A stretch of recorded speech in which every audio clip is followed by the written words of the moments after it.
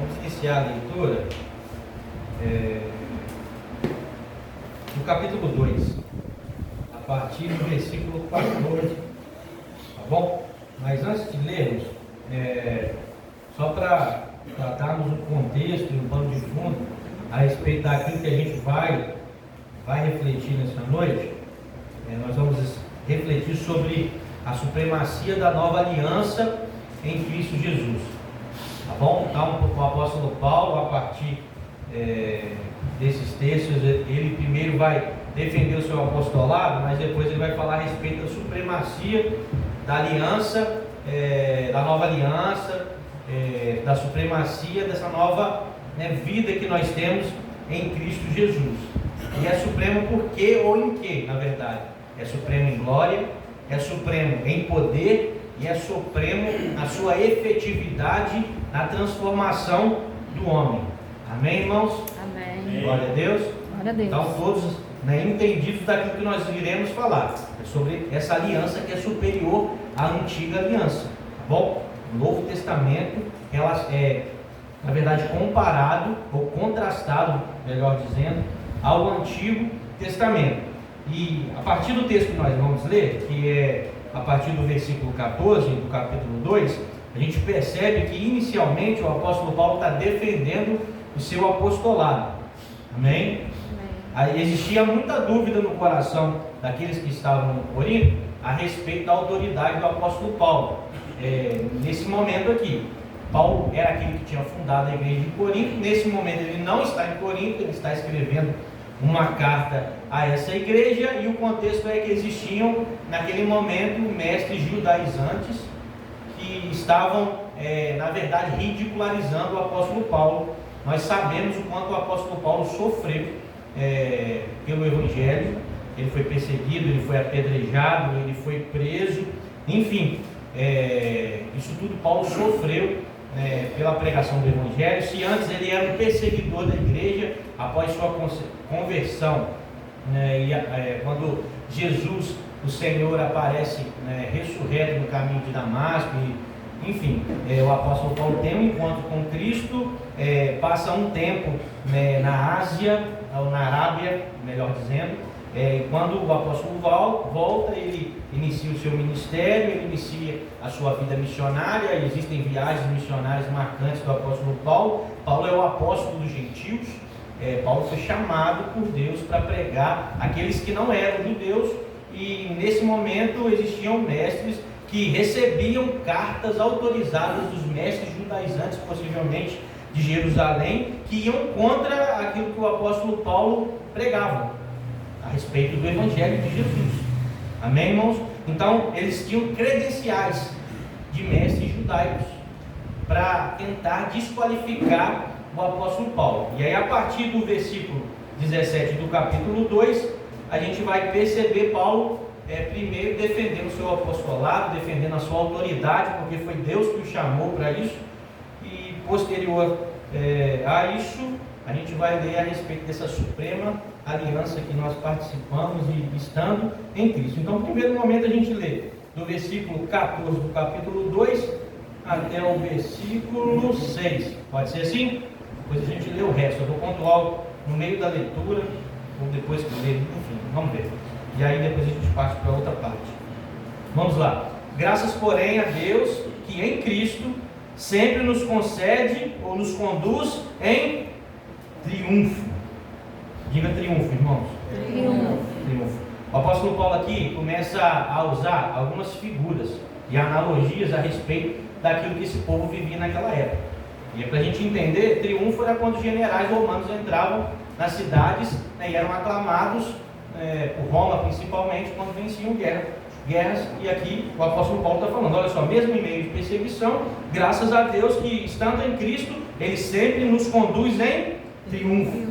E por meio de nós manifesta a fragrância do seu conhecimento em todos os lugares, porque nós somos para com Deus o bom perfume de Cristo. Quero ser seu bom perfume. Não combinei com o Luizinho. E assim, Deus confirmou assim, poderosamente ao longo da mensagem. A gente vai perceber isso. Então, o apóstolo Paulo está dizendo, porque nós somos para com Deus o bom perfume de Cristo, tanto entre os que estão sendo salvos, como entre os que estão se perdendo. Então ele está falando, olha só, a gente é bom perfume para quem está sendo salvo, mas também para quem está se perdendo. E como é que a gente entende isso? Versículo 16: para com estes, cheiro de morte para a morte, para com aqueles, aroma de vida para a vida. O que significa isso, irmãos? É o que a gente prega de domingo a domingo aqui. O Evangelho, ele salva, mas ele também condena. O Evangelho te deixa indesculpável diante de Deus. Quando nós estamos anunciando o Evangelho aqui, ele está salvando, mas ele também está condenando. E é isso que o texto está dizendo. Quem, porém, é capaz de fazer essas coisas? Porque nós não estamos como tantos outros, mercadejando a palavra de Deus. Então nós não estamos usando do púlpito para levantar recursos para vantagens próprias. Pelo contrário, em Cristo é que falamos na presença de Deus. Eu acho isso maravilhoso, irmãos. Olha o que Paulo está dizendo. Pelo contrário, em Cristo é que falamos na presença de Deus. E Paulo está dizendo aqui é o seguinte, que agora, quando nós estamos em Cristo, nós estamos diante de Deus Pai. Amém? E é nesse lugar que ele fala, é nesse lugar que ele dá testemunho do Evangelho de Jesus. Ele vai dizer o seguinte, ó, com sinceridade e da parte do próprio Deus. O que ele está afirmando aqui é que ele não diz algo que ele tira do seu coração, mas o que ele fala e o que ele anuncia é da parte de Deus Pai. Esse é o Evangelho. E aí a gente pula para o capítulo 3. Estamos começando outra vez a recomendar a nós mesmos.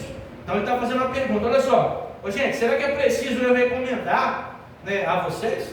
Eu me recomendar a vocês? E a resposta implícita é não. Paulo não está se auto-recomendando. E por que ele não está se auto-recomendando nesse texto? Ele vai explicar. Ou será que temos necessidade, como alguns, de entregar cartas de recomendação para vocês ou pedi-las a vocês? E aí ele responde no versículo 2: vocês são nossas cartas, escritas em nosso coração, conhecidas e lidas por todos. Então Paulo está falando, eu preciso de recomendação para falar que eu fui enviado da parte de Deus para anunciar o Evangelho para vocês. E a resposta implícita é não. Vocês são essas cartas, irmão. Então quando nós recebemos o Evangelho, nós somos o quê? Nós somos como cartas. Muitas pessoas não têm contato com a Bíblia, com a palavra de Deus. E nós seremos essas cartas que as pessoas vão ler. Amém? Você tem essa consciência? Amém. Quando alguém te olha e você se diz filha de Deus, serva de Jesus, eles estão te lendo como uma carta de Deus? Amém. Ou não? Tá bom? Então isso é para a gente refletir. Vocês manifestam que são cartas de Cristo, produzida pelo nosso ministério, pela pregação do Evangelho, escritas não com tintas, mas com o Espírito de Deus, do Deus vivo, não em tábuas de pedras, mas em tábuas de carne, isso é, nos corações. Então ele reafirma, vocês são cartas, e agora vocês não são cartas como as pedras, e aí ele está fazendo referência a Moisés, quando recebe as tábuas da lei, os 10 mandamentos. Ele está falando o seguinte, olha só, agora pelo Espírito, vocês receberam no coração essa direção de Deus, ou essa direção do Espírito de Deus. E aí versículo 4, é por meio de Cristo que temos tal confiança em Deus. Amém, irmãos? É por meio de Cristo que você tem confiança em Deus? Amém. Ele vai dizer, não que por nós mesmos sejamos capazes de pensar alguma coisa, como se partíssemos de nós mesmos. Então está defendendo ainda, está falando, gente, o que eu falo e o que eu penso não é de mim, vem de Deus. E é por isso que vocês são cartas vivas. Porque se viesse de mim, não haveria transformação em vocês. Vocês não seriam testemunhas do Cordeiro. Mas como eu anuncio coisas que não nascem no coração do homem, mas uma coisa que nasceu no coração de Deus, que é o próprio Evangelho. O Evangelho que salva, o Evangelho que confronta, o Evangelho que tanto salva quanto condena. Vocês agora estão vivendo, segundo essa vontade de Deus, o qual nos capacitou para sermos ministros de uma nova aliança. Diga aí comigo, uma nova aliança. Uma nova aliança. Não da letra, mas do Espírito. Porque a letra mata, mas o Espírito de Deus vivifica. E a gente vai explicar isso melhor. Vamos continuar lendo agora, de forma corrida, e aí a gente, depois de ter esse contexto daquilo que Paulo está falando, a gente vai fluir naquilo que Deus quer falar aos nossos corações, amém? Vamos para o versículo 7 agora. E se o ministério da morte, gravado com letras em pedra, se revestiu de glória, a ponto de os filhos de Israel não poderem fixar os olhos na face de Moisés, por causa da glória do seu rosto, ainda que fosse uma glória que estava desaparecendo, como não será de maior glória o ministério do Espírito? Porque se o ministério da condenação teve glória, em muito maior proporção será glorioso o ministério da justiça, pois neste particular, o que era glorioso já não tem mais glória diante da glória atual, que é muito maior. Porque se o que estava desaparecendo teve a sua glória, muito mais glória tem o que é perene. Tendo, pois, tal esperança, agimos com muita ousadia. E não somos como Moisés, que punha um véu sobre o seu rosto, para que os filhos de Israel não pudessem fixar os seus olhos no fim daquilo que estava desaparecendo. Mas a mente dele se endureceu, pois até o dia de hoje o mesmo véu permanece sobre a leitura da antiga aliança. Não foi tirado, pois só em Cristo ele é removido. Mas até hoje, quando Moisés é lido, o véu está posto sobre o coração deles. Quando, porém, alguém se converte ao Senhor, o véu é tirado. Ora, este Senhor é Espírito, e onde o Espírito do Senhor está, ali há liberdade. E todos nós, com o rosto descoberto, contemplando a glória do Senhor, somos transformados de glória em glória na sua própria imagem, como pelo Senhor, que é Espírito. Feche seus olhos. Senhor, mais uma vez nós nos colocamos diante de Ti nessa noite, em oração, e estamos em oração porque dependemos e carecemos exclusivamente do Senhor e do Teu Espírito a nos convencer de tudo aquilo que o Senhor tem para nós nessa noite, Pai. Pai, nós queremos sair daqui alimentados, nós queremos sair daqui nutridos, e a Tua Palavra pode nos nutrir, a Tua Palavra pode trazer direção, colocar em ordem aquilo que está em desordem, Senhor. Nós te pedimos pela força do Teu Espírito, pela força do Teu poder, pelo Evangelho, que é poder de Deus para a salvação, nos convença nessa noite, nos confronte, Senhor, que não saímos daqui ofendidos pelo Teu Evangelho, mas arrependidos e que busquemos uma nova vida em Ti, Pai. Em nome poderoso de Jesus. Amém, amém e amém. Quantos já conheciam esse texto, irmãos? Amém? Muitos de nós. Confesso que esse texto veio no meu coração no domingo passado. No domingo passado eu pude fazer a leitura e eu li 2 Coríntios capítulo 4, versículo 6. E não é o texto que nós lemos, mas tem tudo a ver com o texto que a gente leu.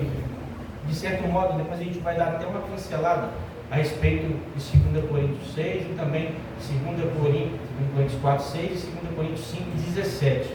E tem tudo a ver com aquilo que Paulo está dizendo aqui. Na verdade, a gente vai ver que Paulo vai escrevendo ali de forma progressiva a respeito do ministério do Senhor, e o capítulo 2, 3, 4 e 5. Eles falam juntamente a mesma coisa. São capítulos muito importantes para aqueles que se sentem chamados a pregar o Evangelho. Enfim, lendo o texto de semana passada, na abertura, o Senhor me chamou a atenção, e eu fui buscar mais a respeito daquilo que o texto, né, tinha em comum com as passagens que estavam em torno dele. E logicamente essa passagem aí do capítulo 3 é muito importante e tem assim o seu auge ali no versículo 18, que diz que nós somos transformados de glória em glória quando contemplamos o Senhor. E vamos fechar, né, essa pregação e esse tempo de reflexão sim nesse versículo.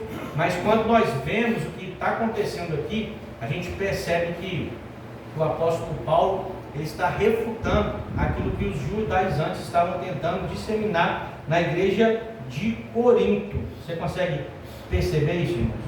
A gente primeiro leu a defesa do apostolado do apóstolo Paulo para você perceber como o apóstolo Paulo começa a refutar aquilo que os judaizantes tentavam disseminar. O que seriam judaizantes? Mestres judaizantes. Paulo chegou em Corinto, plantou uma igreja. Nós não sabemos o tamanho dessa igreja, mas nós sabemos que essa igreja era muito virtuosa, existiam dons, existiam problemas, né, nessa igreja. Paulo trata de forma muito dura. Quando a gente lê 1 Coríntios, o que a gente percebe que parece que Paulo está gritando, porque é só chibato. E aí 2 Coríntios parece que Paulo já está de forma mais branda, mas se a gente for estudar, 1 Coríntios e 2 Coríntios são as duas cartas canônicas de Paulo à igreja de Corinto. Mas a 1 Coríntios da Bíblia possivelmente é a segunda carta de Paulo à igreja de Corinto. Paulo faz, né, uma breve carta antes dela, a gente consegue ver isso, né, na estrutura do texto. Depois da 1 Coríntios canônica, que é a segunda carta, a terceira carta que se perdeu, mas ela é conhecida como uma carta severa pela teologia. Então se a primeira foi pauleira, possivelmente a terceira, que não é canônica, que se perdeu, foi Marcos, né? E a quarta carta, que é a 2 Coríntios da Bíblia, está entendendo, irmão? E a carta que a gente leu, o apóstolo Paulo ali está, de certa forma, ministrando a esse povo, indo contra os mestres judaizantes que estavam zombando daquilo que o apóstolo Paulo já havia ensinado a eles. Eles estavam tentando trazer, né, leis judaicas e colocar essas leis judaicas para que um povo que era gentil, que havia se convertido ao genuíno, ao simples evangelho, que eles fossem agora submetidos à lei cerimonial do Antigo Testamento. Isso daí eram mestres judaizantes. E aí Paulo está falando a respeito da simplicidade do evangelho.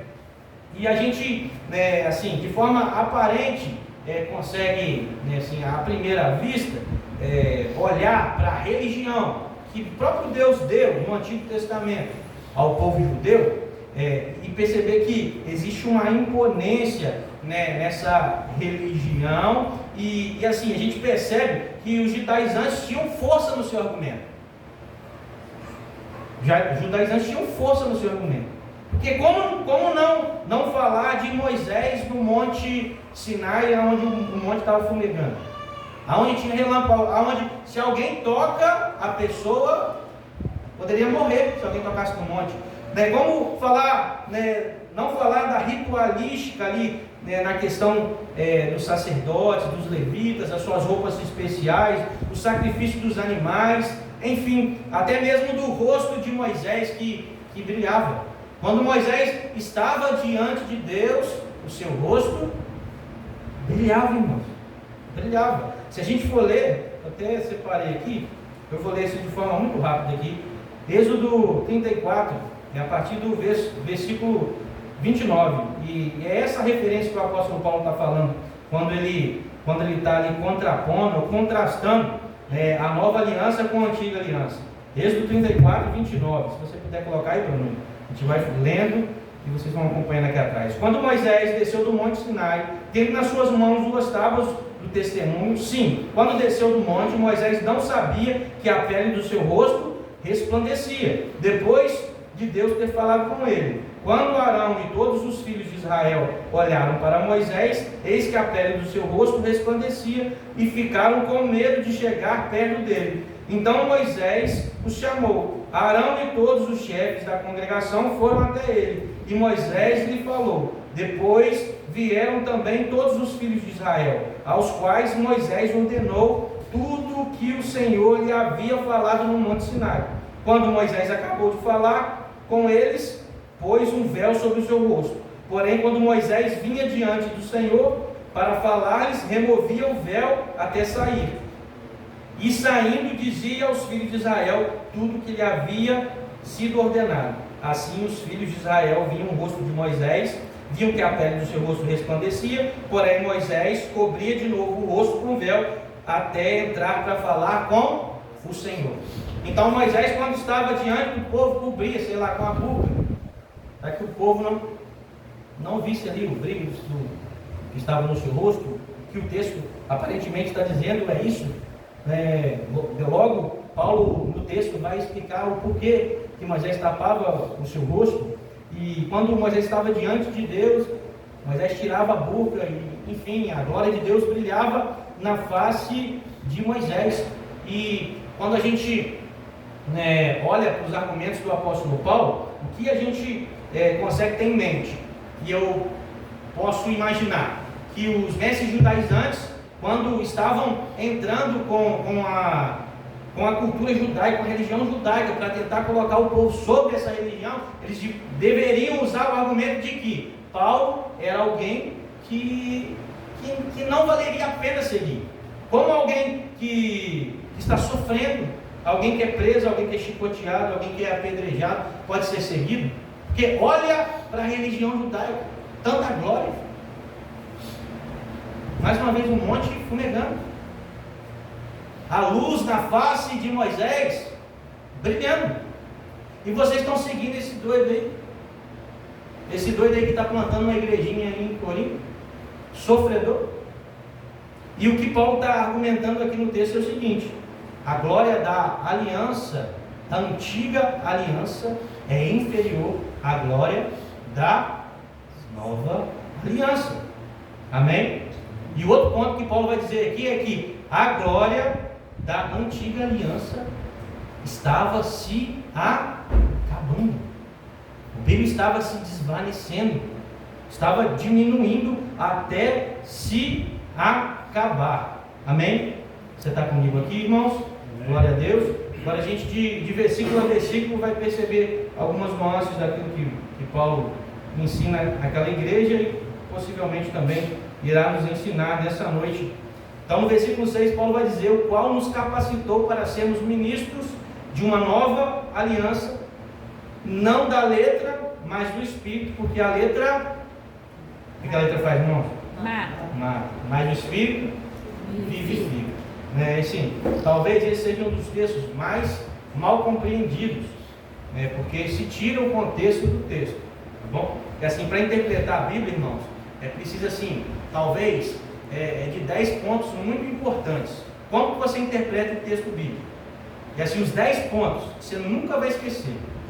Contexto, contexto, contexto, contexto, contexto, contexto, contexto, texto, contexto e contexto.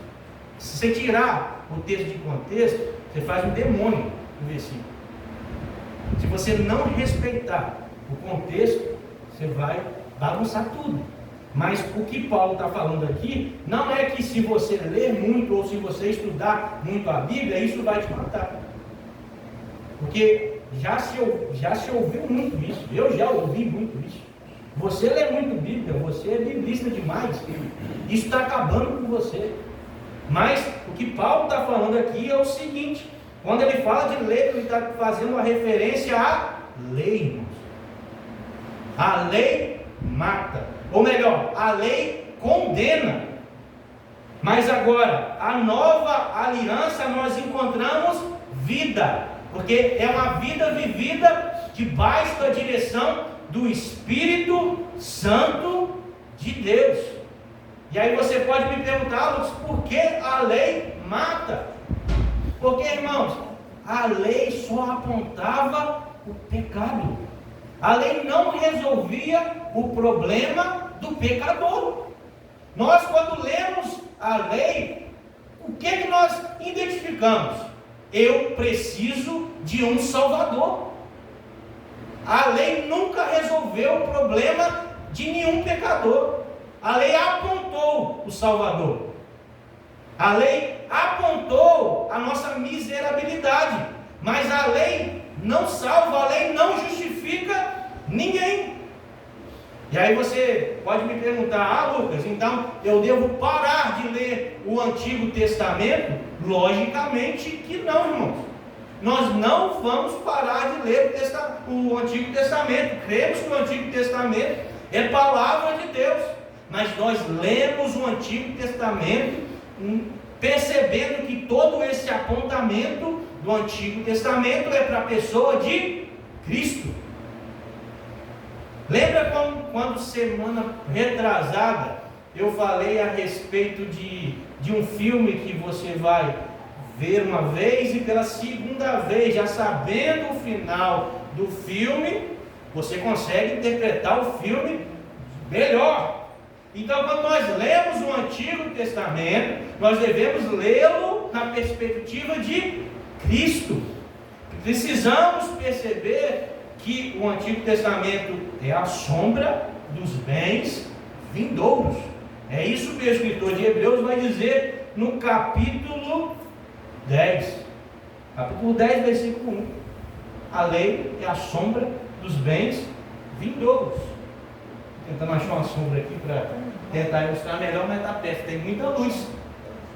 Mas se você pode ver minha sombra. Se você não estivesse me vendo, você poderia até identificar que sou eu. Cheinho assim, talvez seja fácil identificar que sou eu. Mas se você não estivesse me vendo, você não saberia a cor da minha roupa, como o meu cabelo está, que tênis, que cor de tênis que eu estou, se eu estou de relógio, se eu não estou, enfim. Amém, irmão? Então, a lei é a sombra dos bens vindouros. Então, a lei é ruim? Logicamente que não. Paulo vai dizer no versículo 12 do capítulo 7 de Romanos, vai dizer que a lei, ela é santa, justa e boa. Então, a lei serve para quê? Para apontar o meu e o seu pecado. Você é pecador. Eu sou pecador. Primeiro ponto. Segundo, a incapacidade que nós temos de nos salvar. Você, irmãos, não pode se salvar. Sabia? Que você não consegue se salvar. E quando a gente percebe isso, irmãos, a gente pega para rico e para pobre. Pega para rico e para pobre. Porque qual é a dificuldade de se pregar lá na Europa? No Evangelho na Europa. Todo mundo talvez não tem problema financeiro nenhum. Está tranquilo. Não tem problema. Não é verdade? E o que parece? Parece que quando o país não é desenvolvido, quando o Evangelho chega, o Evangelho se alastra mais violentamente. Vocês concordam comigo? Talvez o povo está cheio de necessidades e se apega ao Evangelho, né, com mais facilidade. Quando você vai na Europa, é um país, é um continente quase cristão. Quase cristianismo. Está todo mundo com a fé lá embaixo. Ninguém crê em Jesus. E não crê por quê? Porque talvez o Evangelho que se prega não é o Evangelho que as Escrituras anunciam, irmãos. Porque sabe, quando eu percebo que o Antigo Testamento aponta o nosso pecado e a necessidade de um Salvador, eu posso pregar para qualquer raça, para qualquer classe social, porque todos nós precisamos urgentemente de um Salvador. Essa é a necessidade da humanidade caída. Se você já se encontra em Cristo Jesus, amém. Você passou pelo primeiro estágio, você entendeu: eu sou pecador. Eu tenho diversos problemas, limitações. Eu preciso de um Salvador, amém. Mas se você ainda não percebeu isso, irmãos, perceba em nome de Jesus agora. Você necessita de um Salvador urgentemente. Você não pode se salvar. Você é depravado na sua natureza. Amém. Glória a Deus. Aí o versículo 7 vai falar a respeito da finalidade que Paulo compara, né, a antiga aliança com a nova aliança. E se o ministério da morte, perceba como Paulo está caracterizando a antiga aliança, o ministério da morte, gravado com letras de pedra, se revestiu de glória. Então Paulo está falando, olha só, o ministério da morte, a antiga aliança, a lei, existia glória nisso. Ele não está falando que faltava glória, não. Ele está falando, gente, na antiga aliança existia glória. Amém? Letras em pedras, a ponto de os filhos de Israel não poderem fixar os seus olhos na face de Moisés, por causa da glória do seu rosto, ainda que fosse uma glória que estava desaparecendo. Então ele vai falar, existia glória, mas essa glória tinha um prazo de validade. Ela estava desaparecendo. E aí ele vai dizer, como não será maior a glória do ministério do Espírito. Então ele está falando, o ministério da morte teve glória, mas essa glória está desaparecendo. Quanto mais, irmãos, glória existe no ministério do Espírito. Amém? Amém? Porque se o ministério da condenação teve glória, em muito maior proporção será glorioso o ministério da justiça. Repete comigo, irmãos: justiça.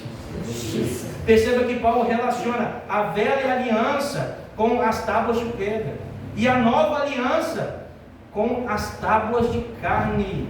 O que significa isso? Deus trocando o nosso coração de pedra por um coração, irmãos, de carne. A velha aliança se relacionava com coisas, a nova aliança se relaciona com pessoas. Amém? Glória a Deus. Você está comigo, meu querido? Amém. Glória a Deus. Olhamos para a antiga aliança, a lei, o Antigo Testamento, e percebemos quanto o homem necessita de se esforçar para fazer algo melhor para Deus. Olhamos para o Novo Testamento, para a nova aliança, e percebemos como Deus fez tudo por nós. Olha o que eu estou falando, irmãos, por favor. No Antigo Testamento nós olhamos e percebemos o quanto o homem precisava se esforçar para fazer algo melhor da vida. Olhamos para a nova aliança e percebemos que é o homem que faz agora? Não.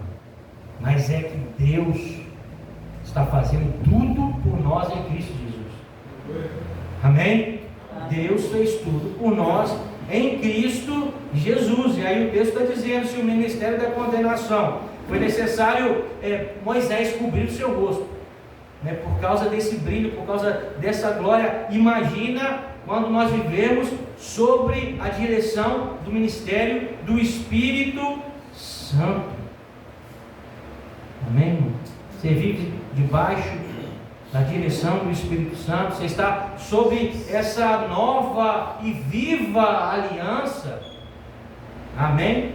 Amém. Glória a Deus.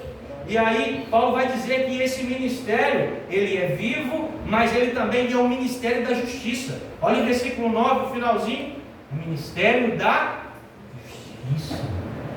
E o que significa isso, irmãos?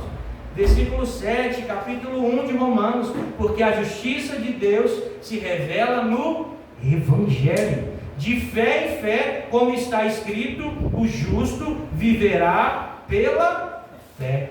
Enquanto a lei era incapaz de justificar alguém, Deus justifica a humanidade no perfeito sacrifício de Cristo Jesus. Glória a Deus. A gente começa a perceber Paulo ali contrastando a nova aliança com a velha aliança, e a gente começa a perceber que a nova aliança é superior à velha. Essa é a bênção de Deus para nós, irmãos. Isso deve alegrar o nosso coração. A gente deve celebrar isso com vida. Amém? Amém. Glória a Deus. Você celebra isso com vida? E a lei não justifica, porque olha o que Tiago vai dizer no capítulo 2, versículo 10: pois quem guarda toda a lei mas tropeça em um só ponto, torna-se culpado de todos. E a lei, ela tinha 613 mandamentos. Se alguém descumprisse um, era condenado pelos outros 612 mandamentos. Então, nós estamos sobre essa nova aliança, aonde nós somos justificados pelo sacrifício vicário, substitutivo e perfeito de Cristo Jesus. No versículo 10, e segue aí na sua Bíblia, e Paulo vai dizer: pois neste particular o que era glorioso já não tem mais glória diante da glória atual. Então existe glória na antiga aliança, existia, mas não pode ser comparada, porque a nova aliança, a glória é muito maior, porque se o que estava desaparecendo teve glória, muito mais glória tem que é perene. Então o que estava desaparecendo teve glória, mas agora aquilo que é eterno tem uma glória muito maior. E é sobre essa aliança que nós estamos vivendo. E aí o versículo 12 vai dizer: tendo pois tal esperança, agimos com ousadia. E você tem esperança, meu querido, você vive a sua vida com muita ousadia, sob a direção do Espírito Santo de Deus. Amém. E aí o versículo 13 vai dizer: nós e não somos, olha o versículo 13, e não somos, eu vou enfatizar isso, e não somos. A Bíblia não está falando que nós somos, é que não somos como Moisés, que punha um véu sobre o rosto, para que os filhos de Israel não pudessem fixar os olhos a fim daquilo que estava desaparecendo. Então, eu já disse aqui o que Moisés fazia: cobria o seu rosto quando falava com alguém. E Paulo está revelando aqui que ele cobria o seu rosto a fim de que as pessoas não percebessem que a glória estava acabando, desaparecendo. Então Moisés cobria o seu rosto. E o texto está dizendo que não, você não deve ser como Moisés. Você não deve cobrir o seu rosto, porque sendo direcionado pelo Espírito Santo de Deus, a glória que você está participando é uma glória que não tem fim. E assim, isso daqui é para a gente desistir de viver debaixo da antiga aliança, porque perceba, irmãos, isso infelizmente tem a ver com a nossa natureza humana. Nós cremos que Deus nos salva na sua santificação, na sua regeneração, Ele nos regenera. Amém? É o primeiro estágio ali, é onde nós somos regenerados e somos justificados, né? E é o primeiro estágio de santidade, e é nisso que o véu é tirado, porque perceba, Paulo vai usar essa expressão de bota véu, tira véu, bota véu, tira véu, é parecido com o filme lá, bota casaco, tira casaco, mas Paulo está usando essa figura de tirar o véu e colocar o véu. E o que significa o véu ser tirado? Significa nascer de novo. O véu é tirado, nascemos de novo. Nascemos do Espírito. É a mesma conversa de Jesus e Nicodemos lá em João. Olha só, Nicodemos, o homem carnal vai entender as coisas da carne, o homem espiritual, ele vai entender as coisas do Espírito. O Espírito é como vento, a gente não sabe onde vem, nem sabe para onde vai. Então, na verdade, quando o véu é retirado, é a figura de nascer de novo. Mas eu creio que esses véus continuam sendo tirados no processo de santificação, sabe? E assim, será que a gente tem sido como Moisés? A gente bota máscaras ou véus no nosso rosto, sabe? E assim, Jesus está nos chamando nesse momento você não tem nada a esconder. Pelo contrário, aonde você traz luz para o seu pecado ou para a sua dificuldade, quando você se abre com o irmão, você recebe cura, irmão. Sabe? Então, você está escondendo o quê? Que não pode ser revelado. Que não pode ser aberto numa mesa onde existem irmãos maduros que desejam que você cresça espiritualmente. nós não temos nada a esconder, porque nós não somos como Moisés. Nós participamos de uma direção agora nessa nova aliança, e essa direção é a direção do Espírito Santo de Deus. Amém? Então, olha, para isso em contraste, perceba, a lei aponta pecado, mas não remove o pecado. Percebemos a superioridade da nova aliança aqui. E aí a lei é como uma lanterna que até vai trazer luz a um caminho obscuro, mas você precisa desviar dos obstáculos. Amém? O Frank usou essa figura há pouco tempo, não me lembro quando, de um prumo. O que o prumo vai trazer, de revelação quando um pedreiro está ali passando, como é que chama? Ajuda aí, o embolso na parede. O que o prumo vai trazer? A imperfeição da parede. Mas o prumo não conserta a parede. Então, assim é a lei. Não devemos matar, não devemos roubar, devemos amar a Deus sobre todas as coisas. Nós temos ali, talvez na nossa mente, os 10 mandamentos de forma mais vívida. Isso tudo denuncia o quê? O nosso pecado, irmãos. O nosso pecado. O seu pecado. O meu pecado. E agora eu preciso entender, eu necessito de um Salvador. Que aí o versículo 14. Olha para o versículo 14, a gente já está indo para o fim. Mas a mente dele se endureceu, pois até o dia de hoje o mesmo véu permanece sobre a leitura da antiga aliança. Não foi tirado, pois só em Cristo ele é removido. E o que Paulo está falando aqui? É que se um judeu pegar a Bíblia para ler, o véu não foi tirado. Ele não consegue enxergar aquilo que Cristo fez. Nós só conseguimos enxergar aquilo que Deus fez quando nós estamos em Cristo, irmãos. É isso que o texto está dizendo. Não foi tirado, pois só em Cristo ele é removido. Fala sério, gente. Talvez você teve contato com a Bíblia antes da sua conversão. Você lê e não entende. Isso não transforma a sua vida, irmão. Como é que chama aquele filósofo? É Pondé? O filósofo muito inteligente, aquele carequinha brasileiro. Acho que é Pondé o nome dele. Alguém conhece? Conhece, irmão? Ele é um cara altamente inteligente. E eu vi uma conversa dele com Jonas Madureira, que é um pastor batista. O cara é fantástico. Uma das maiores referências do Brasil para mim. Ele relaciona muito bem filosofia com o evangelho. E, enfim, estava uma conversa entre o Pondé e o Jonas Madureira. E o Pondé é ateu. E ele conhece a Bíblia mais que possivelmente nós todos aqui. Pondé lê lá em João 20. Lembra da pregação de João 20 na Páscoa?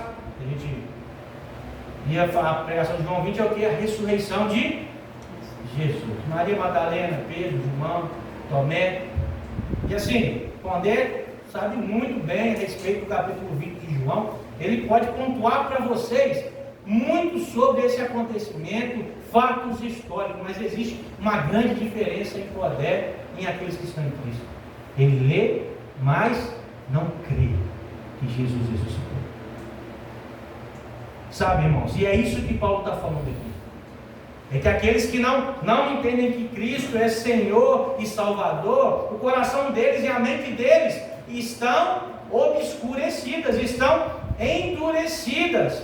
E eu acho que algumas versões embotada. Qual a versão de vocês aí? Tem embotada na versão de vocês? O que é embotada? É como se fosse uma faca sem fio. Você tenta cortar e não corta isso. Não corta. E aqui coração endurecido aponta para quê? Para obscurimento, para coisas obscuras, para escuridão. Não há entendimento, porque só há entendimento da sagrada lei se estamos em Cristo. Em Cristo, só em Cristo o véu é tirado. Só em Cristo a gente entra nessa vida onde a glória é progressiva. Porque a antiga aliança, a glória, ela estava desaparecendo. Mas a antiga aliança, a glória é progressiva, irmãos. É perene no sentido de não ter fim, mas também é progressiva, porque lá no versículo 18 a gente vai perceber que é de glória em glória. Porque é de glória em glória. Então versículo 15, mas até hoje, quando Moisés é lido pelo judeu, o véu está posto no coração deles.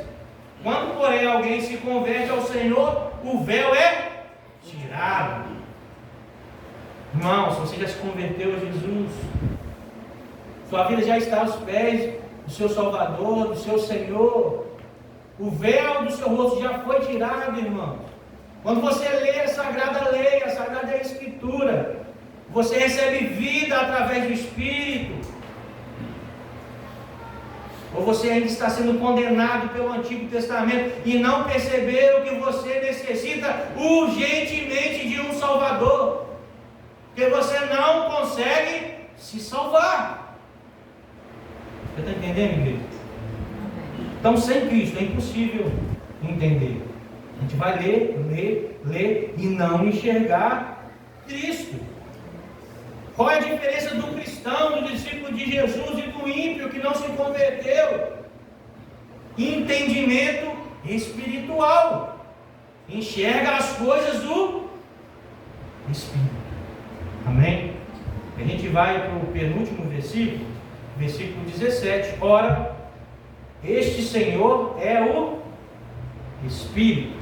Amém? E aonde o Espírito do Senhor está, ali a liberdade. Mais uma vez, texto mal interpretado.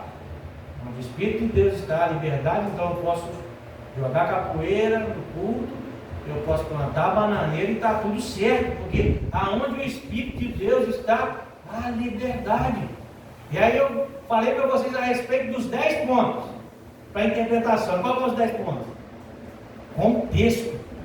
O texto está falando de culto aqui, irmãos? Não. O texto não fala de culto. O texto fala de quê? De uma libertação espiritual. De gente que não enxerga, que está com o coração endurecido, mas em Cristo Jesus começa a enxergar. Começa a ter vida, a participar da vida de Deus. Não é isso?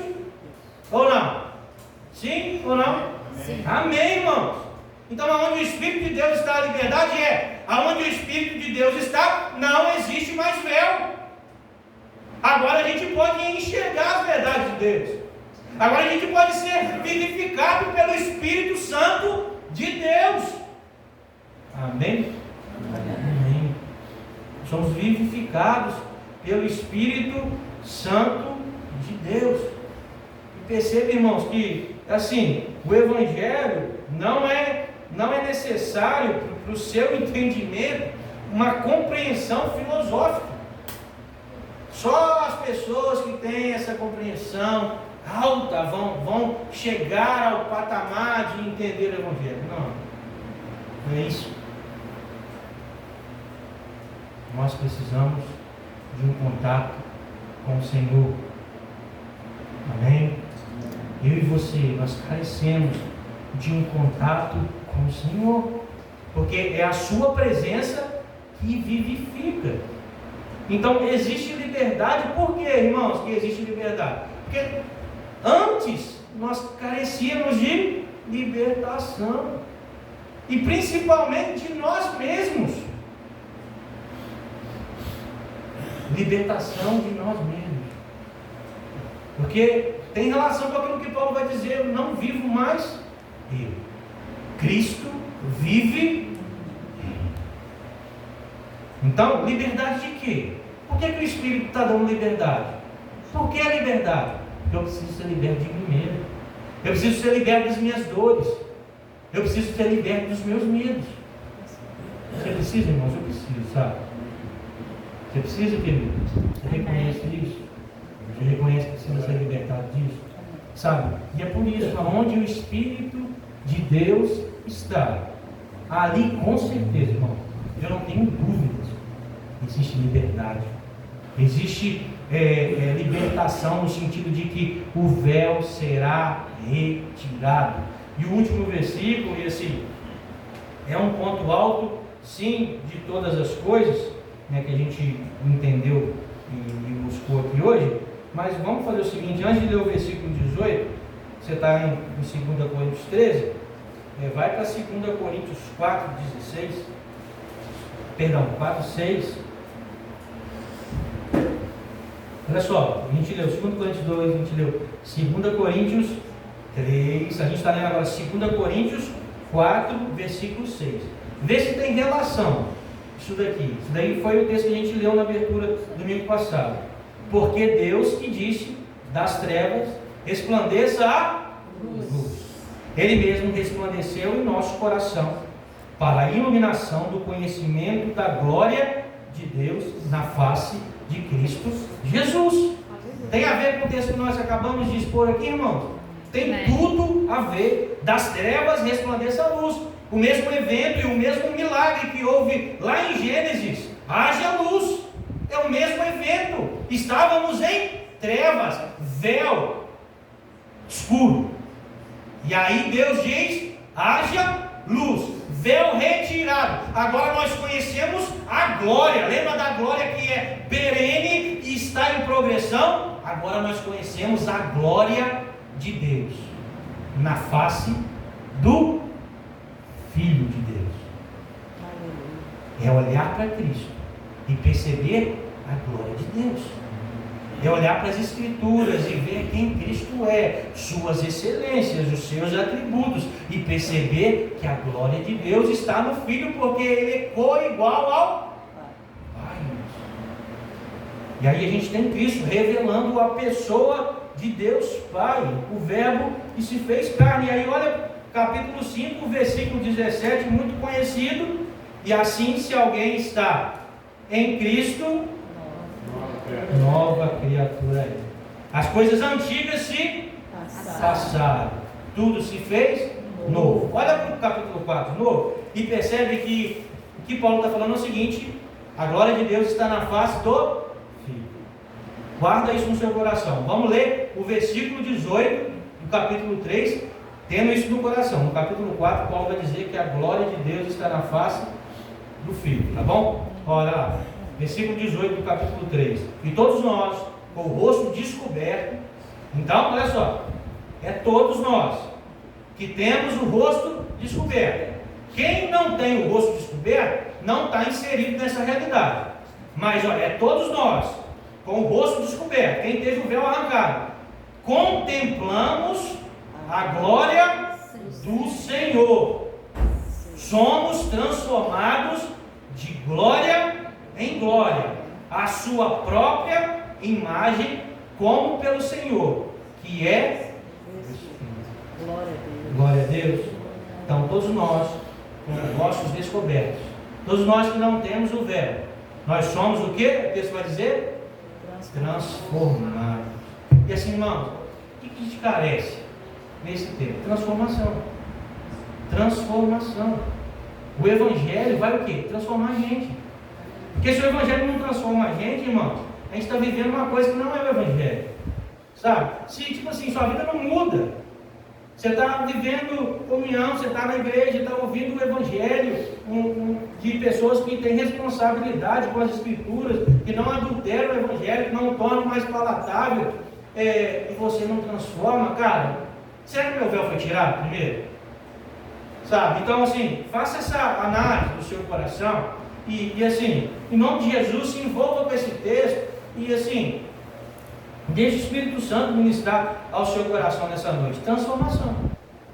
Com o rosto descoberto agora e sem véu, irmão, tem transformação. O texto está falando. Tem transformação. Se não tem uma coisa errada. E desconexa.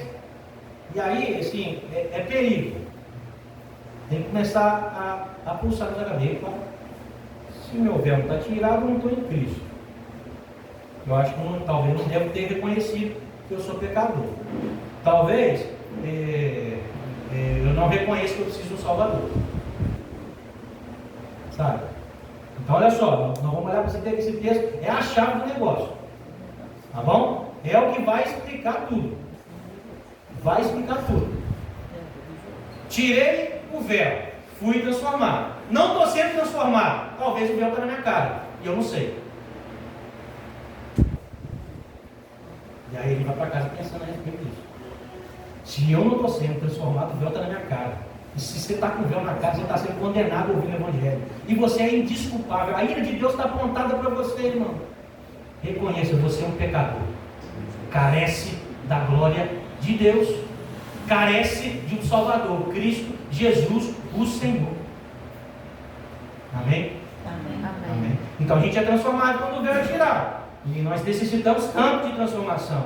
Precisamos tanto que o Espírito Santo transforme a nossa vida. Aí vai dizer o texto, depois da transformação, que essa transformação, ela acontece de glória em glória. É uma glória progressiva. É uma glória que cresce. Amém? Amém. Então, o que é essa glória, irmãos? É diante das Escrituras, analisando as Escrituras, é em meio a aflições da vida. Porque, como Jesus foi glorificado, irmãos? Nas aflições. Nas aflições. Na cruz.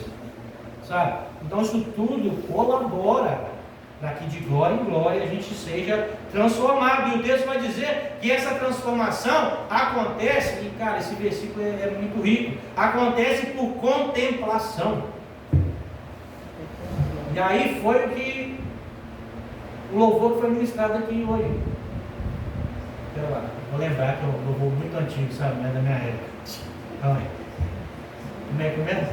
O Espírito de Deus está aqui, operando em nossos corações. Tem a ver com o que a gente leu? Ministério do Espírito? Sim. Agora, Pai, eu quero contemplar Tua glória, majestade. Tua glória. Majestade.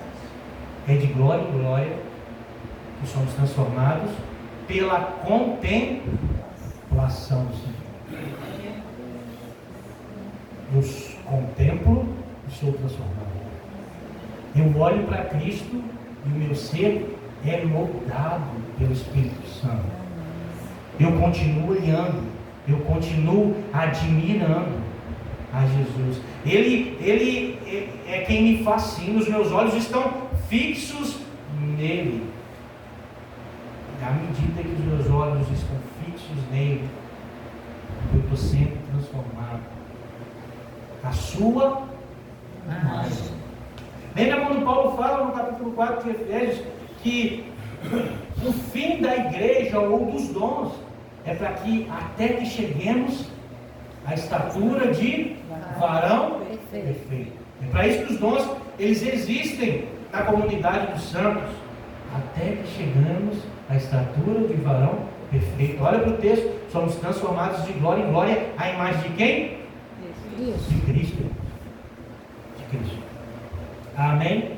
Então, como eu busco essa presença que transforma a minha vida? Cara, assim, o que a gente não pode cair no erro, irmão? Assim, de forma nenhuma, isso daqui. Por vezes a gente busca o Senhor porque está muito pesado, sabe? E aí, assim, não é errado. Logicamente, Deus fala conosco quando a gente passa por aflição. Já disse aqui que é aflição. Mas a gente é encurralado por Deus, assim, ou a gente vai para estar diante de Deus para tirar o peso que tanto está assim, aprisionando o nosso emocional, sabe? Mas eu queria te incentivar ao seguinte: ao buscar o Senhor, vá por celebração. Você me entendeu? Olha só, ao buscar ao Senhor, vá em festa. Vá no desejo de ser satisfeito. Porque a aflição nos empurra para esse lugar. E isso é válido. Mas um conselho que eu quero te dar: vá para diante da face de Deus com desejo de estar diante dele, com anseio de estar diante dele, buscando ser satisfeito em sua presença. Prove da transformação de glória em glória, até que você se torne a imagem de Cristo Jesus. Amém? Glória a Deus.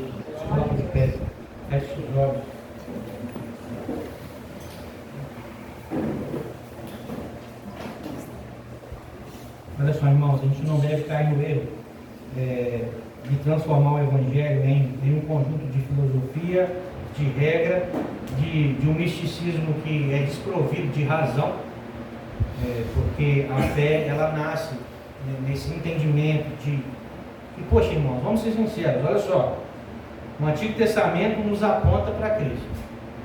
Precisa de entendimento, não precisa? Olha só, mais uma vez, você e eu, pecador, beleza? Tá todo mundo aqui? Beleza. Olha só, vocês e eu, pecador,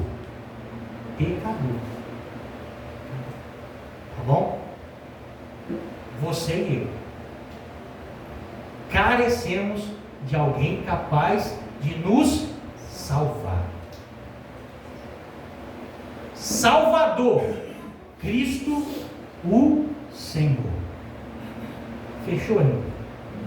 Amém. Amém. Não é iluminação na mente?